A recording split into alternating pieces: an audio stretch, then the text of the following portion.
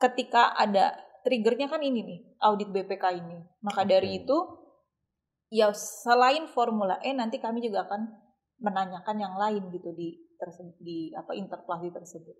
Di sini kami sebagai wakilnya rakyat DKI.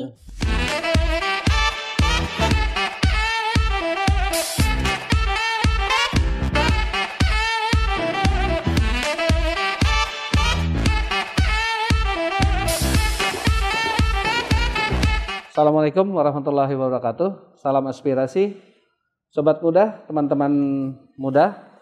Hari ini kita alhamdulillah diterima seorang princess, kita anggap princess DKI, yang mana cukup fenomenal. Beliau juga sangat gigih dalam memperjuangkan untuk kemasyarakatan, dan beliau juga tidak menolak apabila dipanggil sebagai muridnya Pak Ahok, gubernur kita zaman periode sebelumnya.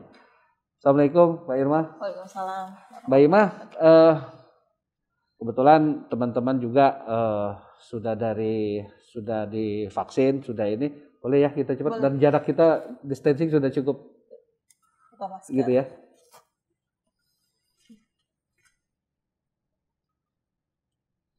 Baik Mbak Ima, terima kasih nih udah bisa menerima kita di sini. Mbak Ima, kita ini sebelum kita tanya-tanya tentang Mbak Ima, warga DKI khususnya mungkin udah Indonesia ya. Mbak Ima pernah di medsos itu kelihatan sekali sampai drop gitu karena dimarahin, bukan dimarahin, dinasihatin waktu itu ya sama Pak Ahok ya. Itu rame ya, dan itu sempat viral di kalangan muda, tapi akhirnya ada klarifikasi juga dari Mbak Ima, itu membuat viral lah. Nah, kita sebenarnya sangat berharap Mbak Ima salah satu contoh anak muda Jakarta, yang mungkin juga sebagai contoh dari anak muda di Indonesia yang mana peduli terhadap kemasyarakatan, peduli terhadap pemerintahan. Dan rupanya Mbak Ima itu gimana sih ketemunya sama Pak Ahok? Ketemunya sama Pak Ahok ya? Awal-awalnya itu gimana gitu? Makasih teman-teman dari Teras Channel. Jadi saya mau cerita karena pertama kali ketemu sama Pak Ahok. Jadi dulu saya kuliah di Universitas Paramadina. Oh, di Paramadina. Paramadina, jurusannya hubungan internasional. Oh, HI. Dalam itu kita ada mata kuliah yang namanya ilmu politik, pengantar ilmu politik. Jadi di situ kebetulan dosen saya Bima Arya. Sekarang Pak Bima Arya, wali kota Bogor. Wali kota Bogor ya. Waktu itu kita ditugaskan, kalian cari anggota DPR RI yang masih muda, yang memperjuangkan rakyatnya.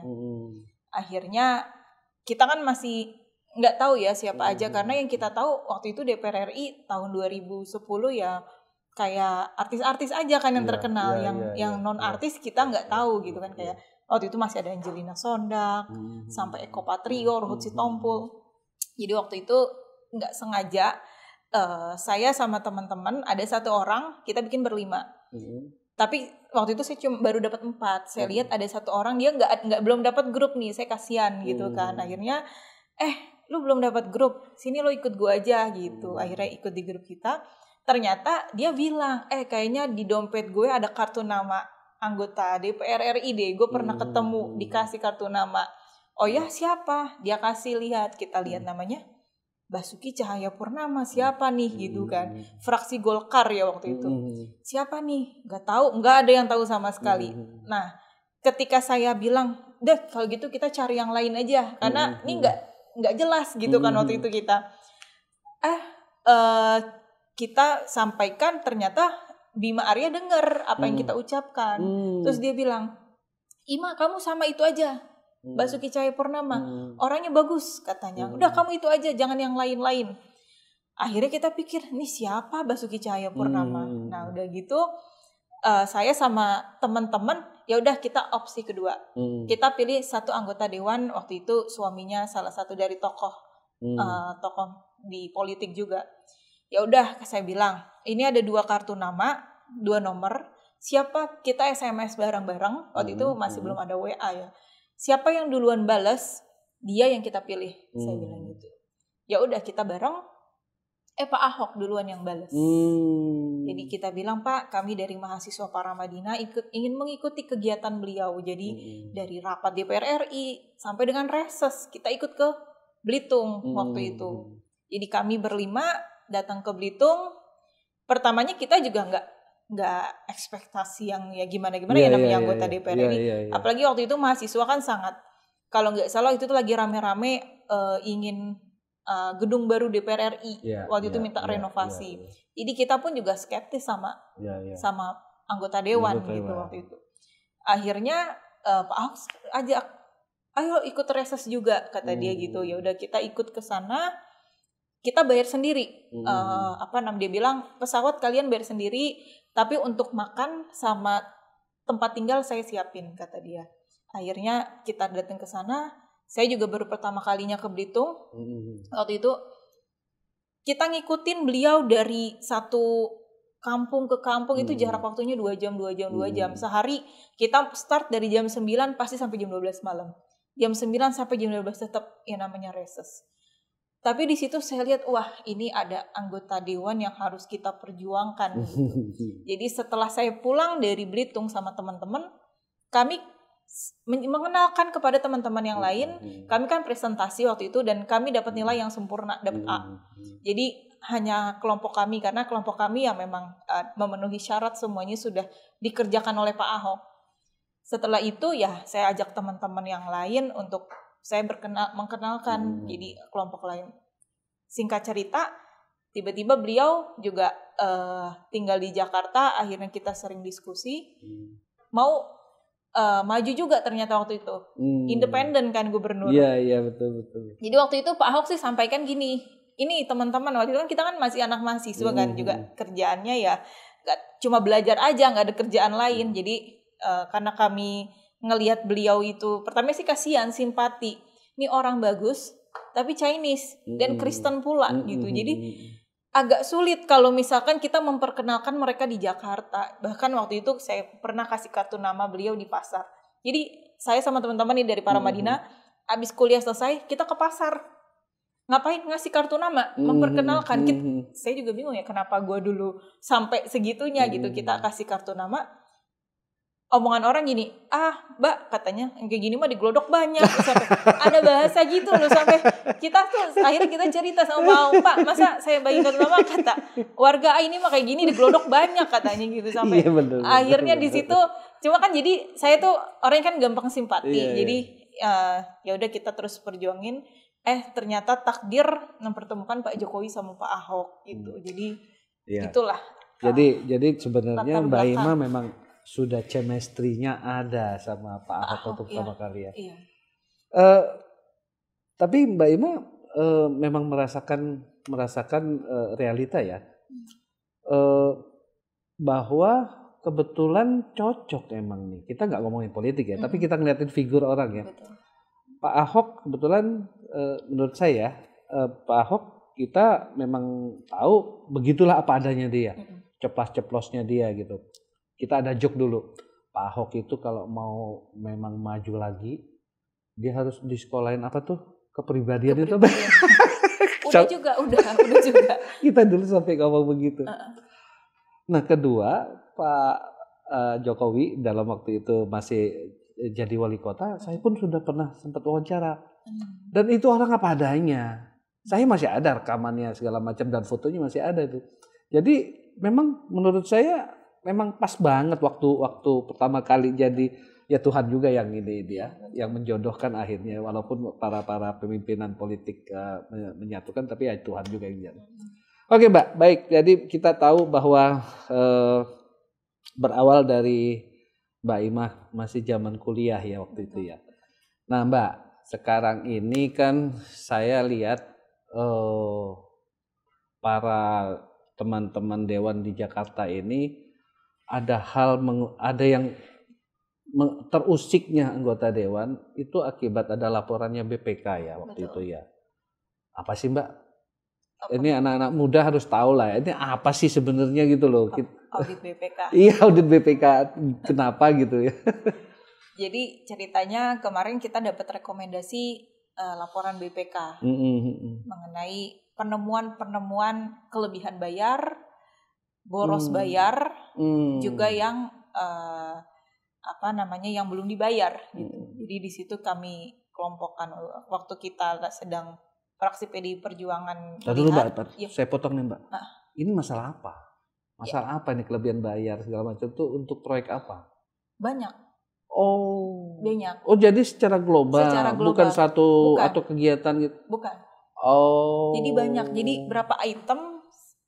Pokoknya totalnya berapa sampai ratus miliar sih. Jadi kelihatannya sih kayak ada sengaja gitu sih. Nggak tahu pengen OETP, wajar tanpa pengecualian, atau memang ada kesengajaan gitu. Ini yang makanya sekarang kan mereka takut nih kita mau interpelasi. Gitu sih. Nah, itu pemeriksaan untuk tahun 2020 ya Mbak ya? 2020.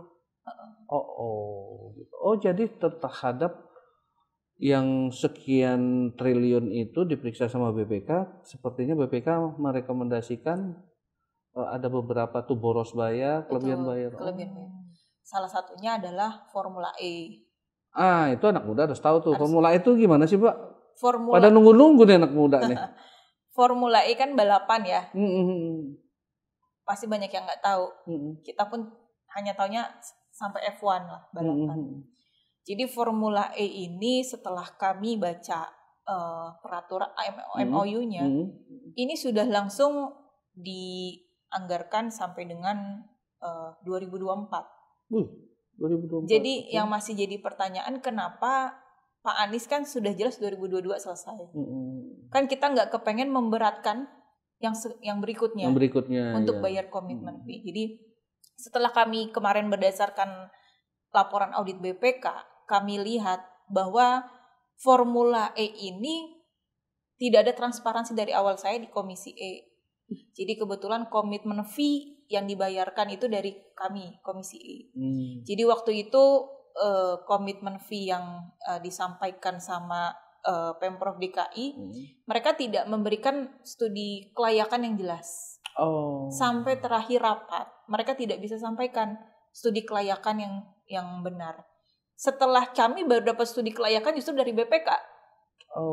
Dari audit BPK, dan BPK tersendiri saya sama teman-teman cross check itu justru hitungannya sebelum pandemi itu memang kita udah rugi 106 miliar. Itu sebelum pandemi. Itu yang kita sudah bayar udah berapa triliun untuk Formula E. Ini yang harus anak-anak muda tahu.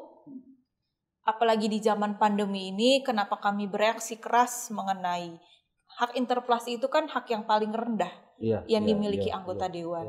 Kami di sini bukan masalah gubernur lawan fraksi PDI Perjuangan, tapi gubernur melawan rakyat. Kami perwakilan rakyat yang ada di Jakarta. Betul. Kami menyampaikan apa yang menjadi aspirasi. Rakyat kan tidak bisa langsung menyampaikan, jadi kami mewakili di sini.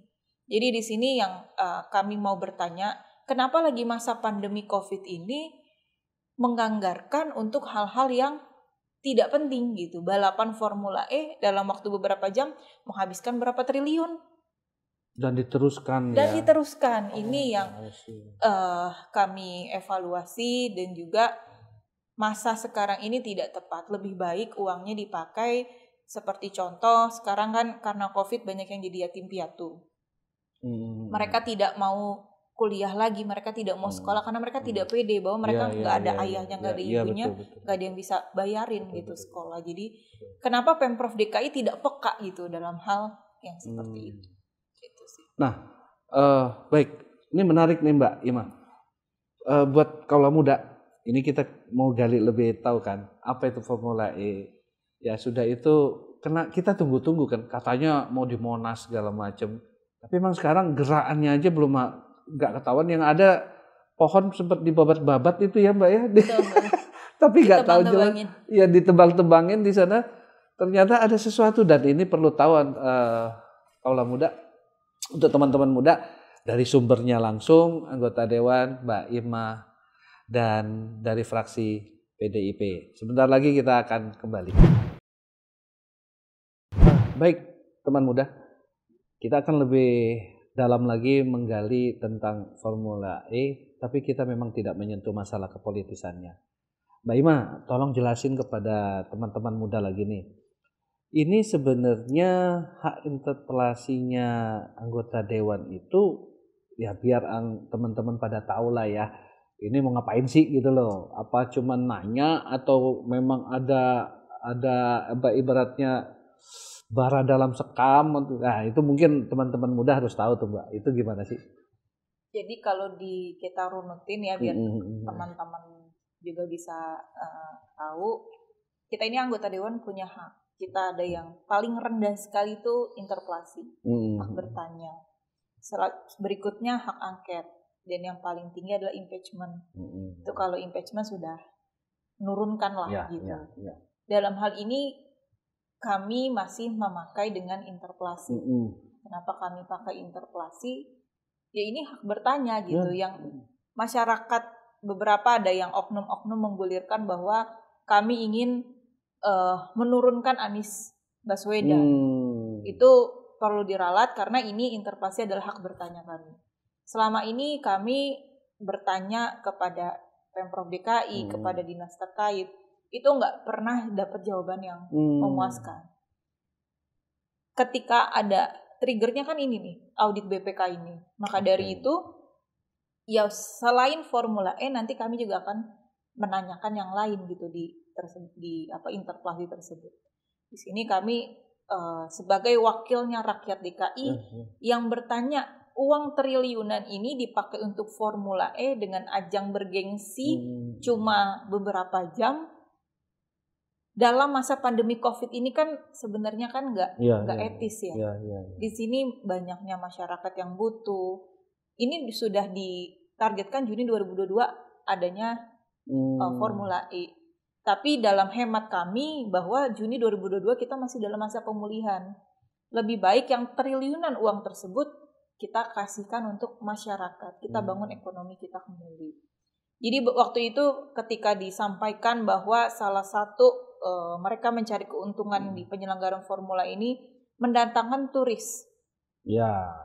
Mungkin mereka melihat kayak event-event yang lain gitu. Cuma dalam hal ini, dalam masa seperti ini, apakah iya banyak turis gitu ke Jakarta? Betul.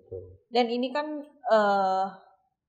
menurut kami mewakili rakyat DKI Jakarta, ini kan hal yang tidak penting gitu. Jadi ini yang seharusnya Pak Gubernur peka dengan keadaan yang sekarang. Harus dievaluasi lagi dan harus membatalkan. Betul. Karena betul. ini jelas tidak ada untungnya gitu. Kita kan di sini sebagai Gubernur, sebagai manajernya DKI Jakarta seharusnya bisa tahu kita cari mana yang untung, mana yang rugi. Betul. Kita harus bisa pilah gitu.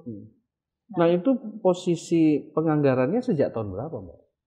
Saya lihat sejak 2019 ya. Jadi 19. MOU-nya sebelum saya dilantik sih. Jadi memang dari periode sebelumnya gitu. Nah itu berarti sudah 3 tahun anggaran dong Mbak ya? Sudah 19, 20, 21. Udah 2 kali bayar. 2 kali bayar. Karena yang 2021 kan sudah pandemi. Jadi kami tidak setuju. Dan 2020 sudah masuk dalam pandemi pun mereka masih membayarkan gitu. Jadi waktu itu sudah mulai ramai COVID, memang di Indonesia belum terlalu ramai. Tetapi kan seharusnya bisa jadi antisipasi karena negara tetangga sudah kena, kan Indonesia otomatis juga sudah, tapi belum terdeteksi waktu itu. Nah itu dari fraksi atau mungkin dari dewan itu sempat nanya ke Dina nggak? Lo bayar apa sih gitu loh? Bayar apa gitu? Mereka bayar untuk kayak biaya komitmen fee aja. Jadi komitmen fee ini yang besar sampai ratusan miliar ini ternyata itu masih di luar budget penyelenggara gitu, menyelenggarakan. Bahkan Monas, banyak pohonan, kita mengorbankan pohon yang ada di Monas. Iya itu masyarakat juga pertanyakan gitu. Kita kan juga bertanya, apakah iya kalau di New York mau ada balapan kita harus menebang Central Park? Kan nggak mungkin. Mereka setuju atau enggak gitu. Kita punya Jakarta, kita masih ada sirkuit Sentul yang bisa dimanfaatkan. Dan itu biaya lagi sampai waktu itu kami panggil, jadi tiba-tiba sudah ditebang gitu. Jadi waktu itu cagar budaya kita panggil pun belum ada izin juga dengan cagar budaya. Jadi kami di sini ya warga Jakarta moga-moga juga bisa paham kenapa kami mengajukan interpelasi ini.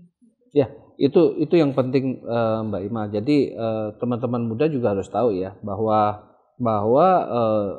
inisiatif dari Mbak Ima ini ataupun drama fraksinya sekarang Mbak ya. Udah berapa fraksi sekarang Mbak? Udah dua fraksi. Mungkin akan bertambah terus ya. Itu bukan bermaksud untuk menurunkan, mungkin terpikir saja tidak kali ya. Betul. Untuk menurunkan ya, tapi ini hak bertanya murni kok, ini duit rakyat mau kemana, itu kan Mbak Ima ya. Betul. Lah ini yang perlu memang disebarluaskan bahwa memang ada sesuatu yang kalau tidak salah di dalam kalau di APBN itu kan outcome-nya nggak jelas gitu kan, kira-kira begitu ya. Oke, Mbak Ima, kalau terus apakah sudah ada respon dari dinas atau mungkin dari pemerintah provinsi bahwa sebenarnya ini Dewan sudah bereaksi loh ini. Dewan sudah bereaksi untuk mempertanyakan, mungkin mereka menyiapkan apa segala macam. Sudah ada belum sih dari Pemprovnya sendiri? Untuk sejauh ini sih belum ya. Belum. Yang saya lihat Wagub malah menyampaikan perlunya dialog karena mau di komisi, di paripurna, gubernur pun juga selama ini kami anggota dewan tidak pernah digubris gitu. Jadi kayak sudah dianggap angin lalu. Jadi kami aja dianggap angin lalu, apalagi rakyat Jakarta. Jadi ini yang kami sampaikan ya, bahwa ini kami menggunakan hak kami sebagai anggota dewan untuk bertanya gitu. Dan sebenarnya kalau tidak ada apa-apa kan sebenarnya juga nggak usah takut. Iyalah, karena kita iya dong. Suami istri ya ada masalah tanya jawab gitu. Ini kan kita sama gubernur kan jadi seperti suami istri sebenarnya. Iya dong, mitra. Kalau ada sesuatu yang janggal kita bertanya. Loh kalau misalkan nggak berani jawab berarti ada sesuatu nih yang perlu kita cari tahu gitu.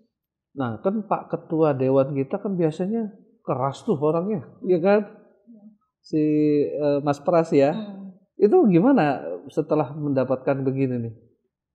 Tadi juga baru banget kita ke lantai 10 bersama teman-teman 25 fraksi PDI Perjuangan dan 8-nya dari PSI. Beliau pun salah satu yang ikut tanda tangan sebagai hak pribadinya, bukan sebagai ketua DPRD. Iya, pribadinya beliau mendukung gitu. Tapi dalam hal ini ketika nanti lanjut atau tidak interpelasi, ini tergantung nanti di paripurna. Semoga teman-teman dewan yang lain juga tergerak hatinya, karena ini kita bukan untuk menjatuhkan, bukannya gubernur lawan DPRD, tapi di sini kita sebagai wakil rakyat, gubernur harus mempertanggungjawabkan, menjelaskan kebijakan yang lumayan banyak sekali uang yang dipakai gitu ya. Ayo teman-teman muda, dukung anggota Dewan DPRD DKI. Kita tanyakan duitnya kemana. Itu kan Mbak Ima ya? Betul. Duitnya kemana? Ayo kita dukung. Supaya anggota Dewan lain juga buat menanyakan. Ini buat nanya aja harus pakai paripurna loh. Nah ini politisnya berat sekali. Itu masalah politis kembali lagi. Masih kurang kita. Masih kurang. Masih sekitar 21 Ayo orang. Masyarakat Jakarta, khususnya para pemuda, untuk mendukung, lakukan dengan medsos, viralkan, mendukung bahwa hak interpelasi hanyalah hak untuk mempertanyakan kemana uangnya, apakah masih perlu untuk diteruskan Formula E tersebut. Gitu ya Mbak Ima ya? Benar ya kira-kira? Baik Mbak Ima, kalau gitu ini agak sedikit kepribadi nih ya. Gak apa-apa tuh sama Pak Anies, ke mantan dosen. Mantan rektor ya. Bahkan saya sebelum sama Pak Ahok sudah kenal Pak Anies juga sih. Iya makanya. Jadi saya orangnya fair. Saya tidak mau ikut-ikutan menyerang Pak Anies secara pribadi.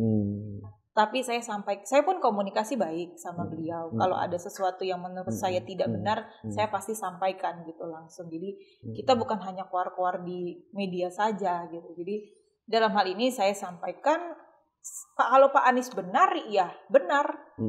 Kalau misalkan salah, ya kita harus ngomong. Jangan nggak enak mentang-mentang dulu mantan rektor gitu. Tapi di sini yang saya kedepankan adalah ketika saya disumpah, saya duduk di DPR di DKI, saya ini wakil rakyat, bukannya saya dosen mahasiswanya beliau gitu. Dalam hal ini kita harus profesional ya, dan mantan dosen iya. Karena sekarang sudah jadi gubernur, beda. Ada kebijakan yang ini saya pasti komen, tapi saya tidak mau menyerang beliau dari hal-hal lain, tapi khusus kebijakan.